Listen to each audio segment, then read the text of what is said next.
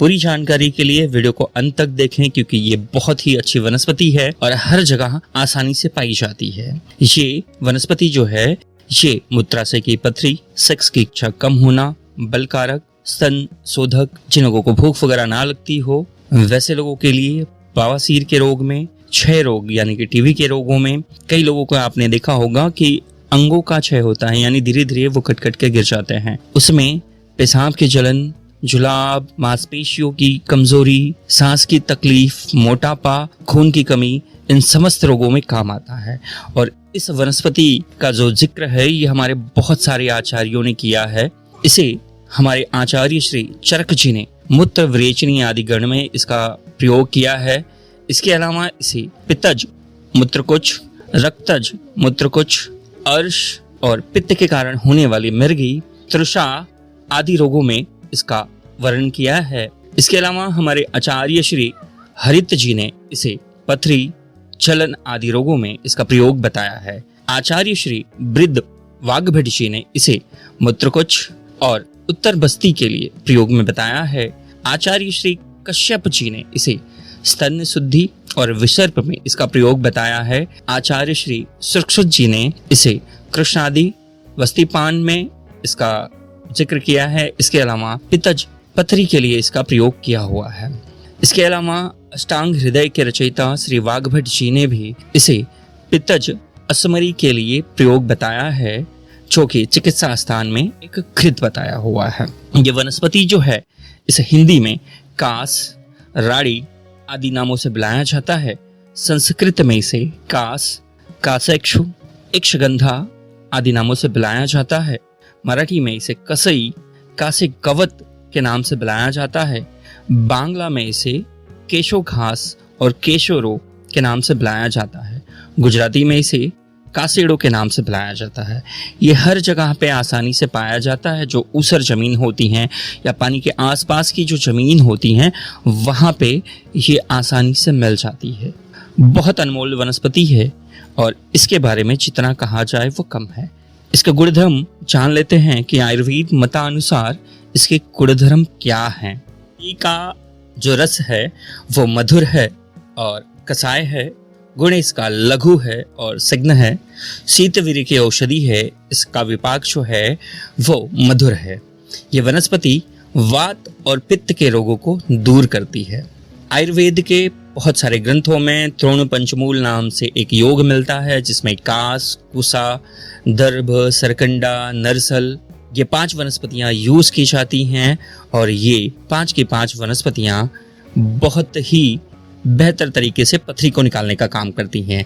इसके अलावा इन वनस्पतियों का जो प्रयोजन है वो ब्रह्म रसायन में किया हुआ है। चंदन आदि तेल है, इसमें भी इसका प्रयोग किया जाता है। आइए अब विस्तार पूर्वक इसके कुछ प्रयोग जान लेते हैं। आपके यहाँ पे इस वनस्पति को किस नाम से बुलाया जाता है और इसका क्या प्रयोग किया जाता है ये हमें कमेंट करके ज़रूर बताएं, ताकि सभी लोग इसका लाभ उठा सकें।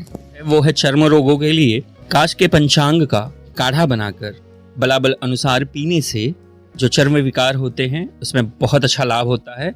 साथ ही इसके पंचांग की चटनी बनाकर प्रभावित स्थानों पर लगाएं तो दाद, खाज, खुजली, सूजन आदि रोग बहुत जल्दी ठीक होते हैं। ठीक इसी तरह से जिन लोगों को भूख ना लगती हो वो लोग इसके साथ, इसके पंचांग के साथ में बराबर की मात्रा में सूंठ का चूर्ण मिला लें और अपने बलाबल अनुसार यदि सेवन करें इसको, तो जिन लोगों को भूख वगैरह नहीं लगती है या जिनको खाना वगैरह हजम नहीं होता है, ऐसे समस्त रोगों में बहुत अच्छा लाभ मिलता है। ठीक इसी तरह से जो लोग खूनी बवासीर से परेशान हों वो लोग, अगर अधिक मात्रा में खून गिर रहा है तो मुलेठी, खस, पद्मनाग, रक्तचंदन ये सभी चीज़ों को बराबर की मात्रा में लेके काढ़ा बनाएं और इसका सेवन करें। साथ ही इसी काढ़े से यदि गुदा को धोते हैं तो खूनी बवासीर में बहुत अच्छा लाभ मिलता है।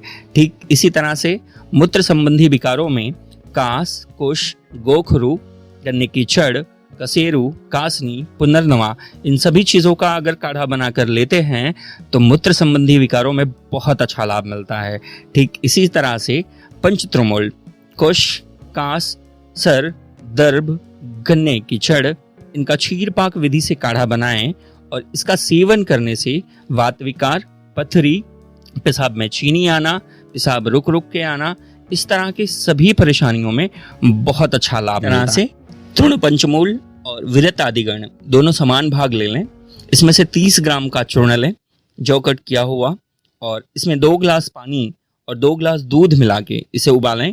जब ये 1 गिलास बच जाए तब इसकी 2 से 3 खुराक करके बलाबल देखते हुए यदि पीते हैं तो इन समस्त रोगों में बहुत जल्दी लाभ मिलता है। ठीक इसी तरह से यदि किसी को घाव वगैरह हो जाए और वो ठीक ना होता हो तो इसके पंचांग का काढ़ा बनाकर उस घाव को धोने से और इसकी चटनी को तिल के तेल में गर्म करके लगाने से या नारियल के तेल में वो घाव बहुत जल्दी भर जाता है।